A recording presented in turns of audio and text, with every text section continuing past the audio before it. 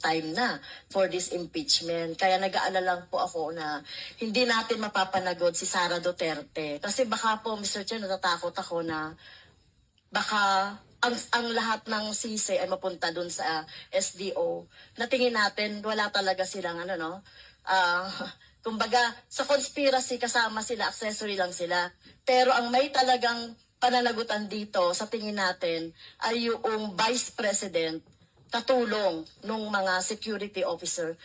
Thank you, Mr. Chair. So just a point of inquiry, Mr. Chair, kasi narinig ko kaninang umaga that this would be the last committee hearing for this topic, no, yung tungkol sa confidential funds. So ang ibig ba sabihin, Mr. Chair, we are going to we are going to have a committee report na, Mr. Chair, after this.